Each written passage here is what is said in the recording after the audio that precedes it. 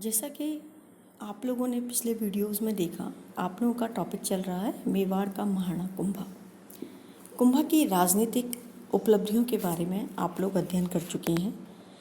इस वीडियो में कुंभा की सांस्कृतिक उपलब्धियों के बारे में आपको बताया जाएगा। राजनीतिक उपलब्धियों के बारे में पढ़ते हुए आपने ये चीज़ पढ़ी कि कुंभा साहसी था, बुद्धिमान था, वो जानता था आमना सामना करने की लड़ाई वो गुजरात नागौर के साथ नहीं कर सकता। ऐसे में उसने प्रत्याक्रमण की लड़ाई जो थी वो वहाँ पर प्रारंभ की थी, जिसे हम छापामार पद्धति भी एक तरह से कह सकते हैं। इस प्रकार महाराणा कुंभा पराक्रमी सैनिक, सफल शासक और विजेता ही नहीं वरन कला और साहित्य में अनुराग रखने वाला भी शासक था। कुंभा का समय राजस्थान के इतिहास में सांस्कृतिक उपलब्धियों के लिए भी जाना जाता है। कला और साहित्य में कुंभा के समय में बहुत अधिक उन्नति हुई थी। कुछ विद्वान तो इस कुंभा के समय को सांस्कृतिक उपलब्धियों की दृष्टि से मेवाड़ का स्वर्ण युग कहती हैं। कुंभा का व्यक्तित्व साहित्य, संगीत और कला की त्रिवेणी का अद्भुत समन्वय था। उसने विद्वानों को, कलाकारों को अपने दरबार में आश्रय दिया और साथ ही वह स्वयं भी एक उच्च कोटि का विद्वान था। गोपीनाथ शर्मा ने उसके बारे में लिखा है कि इतिहास में महाराणा कुंभा का जो स्थान विजेता के रूप में है, उससे भी महत्वपूर्ण स्थान उसका स्थापत्य और विद्या उन्नति के संबंध में है। सांस्कृतिक क्षेत्र में भी वास्तुकला का महत्व सर्वाधिक है। अब इसके अंतर्गत हम अलग अलग विषय टॉपिक्स के अंतर्गत कुंभा की सांस्कृतिक उपलब्धियों का अध्ययन करेंगे। सबसे पहले कुंभा का कला अनुराग। कला अनुराग के अंतर्गत हम कुंभा के स्थापत्य को, कुंभा के द्वारा मंदिर निर्माण को, राजप्रसाद निर्माण को, संगीत कला को और इसके अलावा उसके बाद साहित्य और विद्या अनुराग को लेंगे। कुंभा सांस्कृतिक उपलब्धियों में जो सबसे महत्वपूर्ण स्थान कुंभा का आता है वो उसकी स्थापत्य कला के लिए आता है। कुंभा ने मेवाड़ में अपने समय में जितना निर्माण कार्य करवाया वो उसके बाद में शायद फिर कभी नहीं हो पाया। मेवाड़ की जो प्राचीन और परंपरागत स्थापत्य शैली थी उसमें कुंभा की बहुत अधिक रुचि थी। कुंभा ने गुप्तकालीन जो स्थापत्य कला शैली थी और परवर्ती गुप्तकालीन जो कला शैली थी, जो दुर्गों, मंदिरों और भवनों में व्यक्त होती थी, उनको अपनी सामरिक और सुरक्षा के नवीन तत्वों में समावेश करके एक नवीन शैली जो थी, जिसे हम एक तरह से मेवाड़ी शैली कह दें या राजस्थानी शैली कह दें, उसका उसने समन्वय करके एक नवीन शैली उसने प्रारंभ की थी। गुप्तकालीन, परवर्ती गुप्तकालीन और राजस्थानी, यानी कि सुरक्षा और सामरिक दृष्टि से महत्वपूर्ण। सामरिक महत्व के स्थानों में सबसे पहला स्थान जो आता है वो दुर्गों का आता है। मेवाड़ राज्य की सुरक्षा व्यवस्था को सुदृढ़ करने के लिए उसने अनेक दुर्गों का निर्माण कराया। कर्नल टॉड ने ये लिखा है कि उसने अपने राज्य में सर्वाधिक दुर्गों का निर्माण कराया था। कविराज श्यामल दास की बात है यदि हम माने तो वो ये कहते हैं कि मेवाड़ के 84 दुर्गों में से 32 दुर्गों का निर्माण कुंभा ने करवाया था। हालांकि कुंभा ने अनेक दुर्गों का निर्माण करवाया, अनेक दुर्गों का पुनर्निर्माण उसने करवाया। अब इनमें जो महत्वपूर्ण दुर्ग हैं उनके बारे में थोड़ा सा आपको बता रही हूँ। पहला है कुंभलगढ़ का दुर्ग। कुंभलगढ़ का जो दुर्ग है वो सर्वाधिक महत्वपूर्ण दुर्ग कहा जाता है और ये कहा जाता है कि इस दुर्ग का निर्माण कुंभा ने अपनी पत्नी कुंभल देवी की याद में कराया था। इसका जो वास्तुकार था वो मंडन था और यह दुर्ग लगभग 20 वर्षों में जाकर तैयार हुआ था। 1439 ईस्वी में या 38 ईस्वी में शुरू हुआ और 1459 ईस्वी में जाकर यह तैयार हुआ था। इसकी जो योजना थी वो 1438 से 1458 ईस्वी में तैयार हुआ। कुंभलगढ़ में कुंभा की स्थापत्य की रुचि और सामरिक उपयोग का समन्वय दिखाई देता है। इसमें एक समय में 50,000 व्यक्ति निवास कर सकते थे। इस दुर्ग के मध्यवर्ती ऊंचे स्थान पर राजमहल, मंदिर और अन्य भवनों का निर्माण किया गया और समतल जो भूमि थी वो कृषि के लिए रखी गई। इसमें एक विशाल, या ये कह सकते हैं पानी की आपूर्ति के लिए भी विशाल बड़ा जलाशय बनाए गए थे। ढालू स्थानों पर बनवाए गए जिससे बारिश का जल भी उनमें सुरक्षित रह सके। दुर्ग को चारों ओर से विशाल प्राचीरों और बुर्जियों से सुदृढ़ किया गया था। ये प्राचीर अंदर इतनी चौड़ी थी कि इन पर एक साथ कई सैनिक और घोड़े चल सकते थे और जिससे कि वो चारदीवारी पर निगरानी रखते हुए शत्रु का मुकाबला कर सकते थे। दुर्ग के अंदर कई मंदिर भी बनवाए गए थे। दुर्ग में बने गए मंदिरों में मामादेव का मंदिर और पृथ्वीराज स्मारक स्थापत्य कला के श्रेष्ठ नमूने हैं। अब उसके बाद यदि हम बात करें तो कुंभा ने चित्तौड़ के दुर्ग का निर्माण कराया। इस दुर्ग में प्राचीर, बुर्ज, द्वार, एक तरह से इसका पुनर्निर्माण हुआ था और जलाशय आदि का निर्माण कराया। उसने किले की रक्षा के लिए 7 द्वारों का निर्माण कराया। दुर्ग में राजमहल बनवाए। राजमहल के बरामदों में शस्त्रागार और कोष्ठागार आदि भी बनवाए। सैनिकों और अन्य लोगों के उपयोग के लिए भी उसने कुंडियाँ, बावड़ियाँ, जलाशयों आदि का निर्माण करवाया था। इसके बाद पश्चिमी सीमा को सुदृढ़ करने के लिए कुंभा ने अचलगढ़ के दुर्ग का पुनर्निर्माण कराया। वास्तुकला की दृष्टि से अचलगढ़ का जो दुर्ग है वो अत्यधिक महत्वपूर्ण कहा जाता है। इस दुर्ग के महत्वपूर्ण इसलिए कहा जाता है क्योंकि उसने इस दुर्ग में सैनिकों के निवास स्थान बने हुए थे। विशाल गोदाम, कृत्रिम पानी की टंकियों का निर्माण करवाया गया। विभिन्न बुर्जों और द्वारों के निर्माण द्वारा दुर्ग को सुदृढ़ किया गया। यह दुर्ग इसलिए महत्वपूर्ण है क्योंकि यह पश्चिमी सीमा की सुरक्षा के लिए बहुत उपयोगी सिद्ध हुआ। इन दुर्गों के अतिरिक्त कुंभा ने मेवाड़ की पश्चिमी सीमा की सुरक्षा और मार्गों की नाकाबंदी करके सिरोही के निकट बसंती दुर्ग बनवाया। मेरों पर नियंत्रण करने के लिए मचान और बैराट के दुर्ग बनवाए। भीलों पर नियंत्रण करने के लिए भूमट का दुर्ग बनवाया। और कर्नल टॉड ये कहते हैं कि इन सभी दुर्गों के निर्माण से मेवाड़ की पश्चिमी, उत्तरी और दक्षिणी सीमा सुरक्षित हो गई थी। अब इसके बाद आते हैं हम स्तंभ निर्माण पर। भारत के स्तंभ निर्माण की परंपरा अति प्राचीन है। वैदिक साहित्य में भी स्तंभों का वर्णन मिलता है। यज्ञों में दी जाने वाली पशुओं को स्तंभ से ही बांधा जाता था। बाद में इन यूपों ने स्तंभों का रूप धारण कर लिया और ये स्तंभ 2 प्रकार से हो गए, धार्मिक और राजनीतिक। धार्मिक स्तंभ वे थे जो किसी विशिष्ट देवता को प्रदर्शित करने के लिए स्थापित किए गए थे और दूसरे वे स्तंभ थे जो किसी राजनीतिक घटना से संबंधित थे, जैसे कीर्ति स्तंभ, मीनारें, लाटें आदि। स्तंभों का प्रयोग ज़्यादातर तो मंदिरों और राजप्रसादों के निर्माण में भी होता था। कुंभा की जब हम बात करते हैं तो कुंभा के समय में जो महत्वपूर्ण कीर्ति स्तंभ हैं वो हैं चित्तौड़ और कुंभलगढ़ के दुर्ग के 2 कीर्ति स्तंभ। और इनमें भी चित्तौड़ का जो कीर्ति स्तंभ है वो अत्यंत महत्वपूर्ण है। इस स्तंभ को बनाने में लगभग 20 वर्षों का समय लगा। 1439 से 1459 ईस्वी तक यह स्तंभ बनकर तैयार हुआ। इस स्तंभ निर्माण की जो योजना थी या इसके जो वास्तुकार थे वो सूत्रधार जेता और उनके पुत्र नापा और पूंजा थे। यह स्तंभ नीचे से 30 फीट चौड़ा था और इसकी जो लंबाई थी वो 122 फीट थी। यह स्तंभ 9 मंजिलों में विभाजित था जिन पर चढ़ने के लिए घुमावदार सीढ़ियाँ बनी हैं। पूरे कीर्ति स्तंभ पर विभिन्न हिंदू देवी देवताओं की अद्वितीय मूर्तियाँ बनी हैं। प्रत्येक देवता की मूर्ति के नीचे संबंधित देवता का नाम और उत्कीर्ण है और इसके अलावा जिस वास्तुकार ने उसे बनाया उसका नाम भी वहाँ पर लिखा हुआ है, जिससे हमें उसकी वास्तुकार के बारे में पता चल जाता है।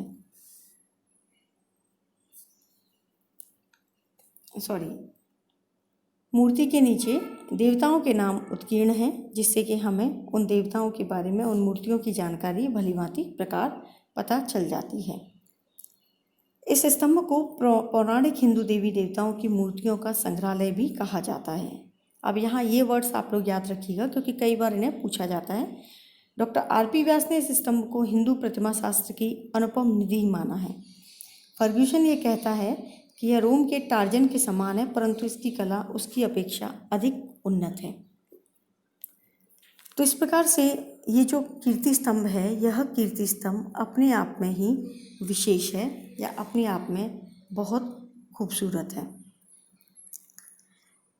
उपेंद्रनाथ डे ये मानते हैं कि यह विजय स्तंभ न होकर विष्णु स्तंभ है। ऐसा माना जाता है कि जब महमूद खिलजी को 6 महीने के लिए कुंभा ने प्रारंभ में यानी कि 1437 ईस्वी में जब बंदी बनाया था, तो उस विजय के उपलक्ष्य में इसे बनाया था।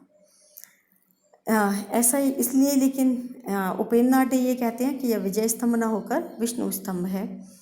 तो लेकिन ये माना जाता है कि कुंभलगढ़ प्रशस्ति और रणकपुर शिलालेख में इसकी पुष्टि होती है कि यह विजय स्मारक होने के साथ साथ हिंदू प्रतिमा शास्त्र का एक महत्वपूर्ण क्षेत्र, मतलब एक महत्वपूर्ण उदाहरण भी है। अब इसके पश्चात मंदिर निर्माण लेते हैं। तो कुंभा के समय में अनेक प्रकार के मंदिरों का भी निर्माण हुआ। शैव, वैष्णव, जैन विभिन्न संप्रदायों के मंदिरों का निर्माण उसके काल में हुआ, जो उसकी धार्मिक सहिष्णुता के प्रचारक हैं। इसके काल में मंदिरों की विशालता और तक्षण कला सबसे ज़्यादा महत्वपूर्ण थी। इसके समय बनाए गए मंदिरों में महत्वपूर्ण है चित्तौड़ का कुंभस्वामी मंदिर, श्रृंगार गौरी का मंदिर, रणकपुर का जैन मंदिर, कैलाशपुरी का विष्णु मंदिर आदि। चित्तौड़ का कुंभस्वामी का जो मंदिर है, वो तत्कालीन स्थापत्य कला का एक श्रेष्ठ नमूना है। कुंभा ने चित्तौड़, कुंभलगढ़, अचलगढ़ के प्रत्येक किले में कुंभस्वामी मंदिर बनवाए थे और इन मंदिरों में 15वीं शताब्दी के जनजीवन की घटनाएं और पौराणिक कथाएं उत्कीर्ण की गई थीं। कुंभा के काल के जो मंदिर हैं वो अपनी विशालता, तक्षण कला की सजीवता, लय, गति और सौंदर्य के अनुपम प्रतीक हैं। मतलब ये दिखाया जाता है कि कुंभा ने विभिन्न मंदिरों का निर्माण करवाया था। इसके अलावा कुंभा एकलिंग जी का एक मंदिर जो था वो बहुत पुराना था, तो कुंभा ने उस मूल मंदिर के बाहर एक प्रांगण और तोरण का निर्माण करवा दिया। इस प्रकार से इस मंदिर को भी उसने परिवर्धित करवाया। कुंभा के समय में राजप्रसादों का निर्माण हुआ। कुंभलगढ़ और चित्तौड़गढ़ में उसने अनेक राजप्रसादों का निर्माण बनवाया, जो उसके और रानियों के रहने के लिए बनवाए गए थे। लेकिन इसके जो राजमहल हैं वो सादा हैं। कुंभलगढ़ के महल जो कि अत्यंत सादा कहे जाते हैं, तो ये माना जाता है कि कुंभा एक त्यागमय जीवन व्यतीत करता था और इसीलिए उसने इस तरह के राजप्रसादों का निर्माण अपने लिए करवाया। अब इसके बाद आते हैं कुंभा के संगीत कला प्रेम पर। कुंभा ने संगीत कला के क्षेत्र में कुंभा के समय बहुत उन्नति हुई, क्योंकि कुंभा स्वयं भी एक उच्च कोटि का संगीतज्ञ था और इसीलिए कुंभा को अभिनव भरताचार्य, वैसे तो इसे अलग से पढ़ाया जाएगा कि कुंभा की कौन कौन सी उपाधियां थी, लेकिन चूंकि संगीतज्ञ होने के कारण उसे यह उपाधि प्राप्त हुई है, इसलिए महत्वपूर्ण है कि कुंभा को संगीतज्ञ होने के कारण अभिनव भरताचार्य की उपाधि प्राप्त थी या उसे कहा जाता था। कुंभा ने मुख्य रूप से 3 संगीत शास्त्र संगीत के लिए ग्रंथ लिखे हैं: संगीत मीमांसा, संगीत राज्य और सुधा प्रबंध। कुंभा ने अपने संगीत रत्नाकर की टीका और एकलिंग महात्म रचनाओं में विभिन्न राग रागनियों में गाई जाने वाली स्तुतियों का संग्रह किया था। उस काल में बनी मूर्तियां भी तत्कालीन युग की संगीत कला पर पर्याप्त प्रकाश डालती हैं और चित्तौड़, रणकपुर, देलवाड़ा, एकलिंग संगीत कला पर भी पर्याप्त प्रकाश डालती हैं। इन मंदिरों में हमें कई जगह संगीत मंडलियों की मूर्तियां भी दिखाई देती हैं, जिससे संगीत की लोकप्रियता और वाद्य यंत्रों के बारे में उस समय की महत्वपूर्ण जानकारी होती है। अब इसकी बात लेते हैं कुंभा के द्वारा साहित्य और विद्या अनुराग। कुंभा वीर, योद्धा, कुशल प्रशासक और कलाओं का संरक्षण नहीं वरन विद्या अनुरागी भी था। ये कहा जाता है शक्ति के साथ साथ सरस्वती का भी उपासक था। कुंभा कवि, नाटककार। कुंभा ने एकलिंग महात्म्य के अनुसार वह वेद, स्मृति, मीमांसा, उपनिषद, व्याकरण का अच्छा ज्ञाता था। कुंभा ने संगीत के क्षेत्र में संगीत राज, संगीत मीमांसा, रसिक प्रिया नामक उसने संगीत शास्त्र के महान ग्रंथ संगीत रत्नाकर की टीका लिखी। कामराज रतिसार नामक ग्रंथ की रचना का श्रेय भी कुंभा को दिया जाता है। कुंभा ने चंडी षटक की टीका लिखी। रसिक प्रिया के पूरक ग्रंथ सुधा प्रबंध की रचना का श्रेय भी कुंभा को दिया जाता है। ये ग्रंथ कुंभा की विद्वता के बारे में स्पष्ट करते हैं। ये भी कहा जाता है कि कुंभा नाटककार भी था और उसने 4 नाटक भी लिखे थे। हालांकि ये नाटक अब उपलब्ध नहीं है। कुंभा स्वयं विद्वान होते हुए भी साहित्यकारों का संरक्षक था। उसके संरक्षण के में वास्तुकार मंडन ने देवमूर्ति प्रकरण, प्रसाद मंडन, राजवल्लभ, रूप मंडन, वास्तु मंडन, वास्तुशास्त्र आदि ग्रंथों की रचना की। मंडन का भाई नाथा था। नाथा ने भी वास्तु मंजरी नामक पुस्तक लिखी। मंडन के पुत्र गोविंद ने स्थापत्य कला पर उद्धार धोरणी, कलानिधि, द्वार दीपिका नामक ग्रंथ लिखे थे। मंडन का भाई नाथा और मंडन का पुत्र गोविंद, इन तीनों की ही रचनाएं हमें मिलती हैं। कीर्ति स्तंभ प्रशस्ति अत्रि ने और उसके पुत्र महेश ने लिखी। अत्रि भी एक श्रेष्ठ आलोचक, मीमांसक, न्याय और वेदांत का अच्छा ज्ञाता था। जब अत्रि की मृत्यु हो गई तो कीर्ति स्तंभ प्रशस्ति को उसी के पुत्र महेश ने पूर्ण किया था। एकलिंग महात्म्य, जिसका जो हमें एकलिंग मंदिर के अंतर्गत प्राप्त होता है, उसका लेखक कान्य व्यास था और वो कुंभा का वैतनिक कवि था।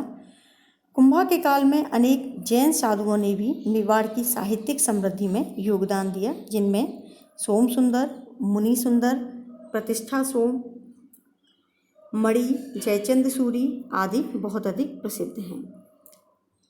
इसके अलावा भी कुंभा ने अपने राज्य में शिक्षा के विकास की ओर भी पूरा ध्यान दिया। उसने आचार्यों को, शिक्षण संस्थाओं को समय समय पर आर्थिक अनुदान प्रदान किया, आर्थिक सहायता दी, जिससे कि साहित्य और शिक्षा के क्षेत्र में वृद्धि हो सके। कुंभा के काल में साहित्य क्षेत्र में उन्नति होने के कुछ कारण थे। जैसे कुंभा के पूर्व लाखा के समय में भी साहित्य लिखने की परंपरा थी। कुंभा के समय में मेवाड़ की सीमा मालवा और गुजरात से मिल जाने से दोनों संस्कृतियों का समन्वय हुआ। इस प्रकार से कुंभा के समय में साहित्य में भी बहुत अधिक उन्नति हुई। अब हम बात करते हैं कुंभा के समय में उपाधियों की। कुंभा को बहुत सी उपाधियां प्राप्त हैं। कुंभा को महाराजाधिराज, राय रायन, राणो रासो का मतलब है साहित्यकारों का आश्रयदाता, महाराणा, राजगुरु, दानगुरु, हालगुरु, परम गुरु आदि उपाधियां दी गई थी। राजगुरु का अर्थ होता है राजनीतिक सिद्धांतों में कुशल, दानगुरु का अर्थ है महान दानी, हालगुरु का अर्थ है पहाड़ी दुर्गों का स्वामी, परम गुरु का अर्थ है उस समय का सर्वोच्च स्वामी। रसिक प्रिया में भी कुंभा की कुछ उपाधियां मिलती हैं, जैसे छाप गुरु, छापामार युद्ध पद्धति में पारंगत, नरपति, अश्वपति, गजपति, और अभी आपको बताया संगीत शास्त्र का ज्ञाता होने के कारण उसे अभिनव भट्टाचार्य भी कहा जाता था। इस प्रकार से कुंभा को बहुत सारी उपाधियां प्राप्त थी। अब बात करते हैं, यहाँ हम अपना लास्ट टॉपिक लेते हैं, कुंभा का मूल्यांकन। कुंभा योग्य और पराक्रमी राजा था, असाधारण प्रतिभा का धनी था। यदि हम बात करते हैं तो एक वीर था, साहसी योद्धा और कुशल सेनानायक था। और कुंभा ने अपने धैर्य से न केवल आंतरिक विद्रोहों का दमन किया, बाह्य संकटों से भी उसने मेवाड़ को बचाया था। मेवाड़ में आंतरिक शांति और समृद्धि की इसने स्थापना की थी। कुंभा ने मेवाड़ का राज्य विस्तार भी किया। गोडवार, अजमेर, सपादलक्ष, मंदसौर, पिंडवाड़ा, आबू, मंडौर, नागौर आदि के कुछ भाग कुछ समय के लिए उसके अंतर्गत आते थे। बूंदी, सिरोही, डूंगरपुर, बदनौर, आमेर, चाकसू, सांभर, डीडवाना, मांडलगढ़, गागरोन, नागौर आदि स्थानों को भी उसने जीता था। आसपास के जो विभिन्न राजपूत राजा थे वो उसकी अधीनता को स्वीकार करते थे। हालांकि उसने बहुत क्षेत्र को जो था यानी कि राजपूत राज्यों को बहुत अधिक दबाने का प्रयत्न नहीं किया, क्योंकि वो जानता था वो उसके विरोध में जा सकते हैं।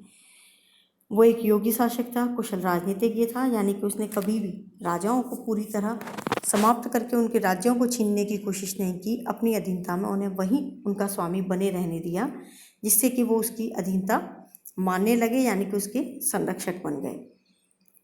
धर्म सहिष्णु शासक था, अभी भी बताया कि उसके समय में जैन, हिंदू, वैष्णव, शैव इत्यादि विभिन्न मंदिरों का निर्माण हुआ था। महान साहित्यकार था, कला का संरक्षक था। तो इस प्रकार से हम ये कह सकते हैं कि कुंभा के समय में मेवाड़ में अभूतपूर्व उन्नति हुई थी। धन्यवाद।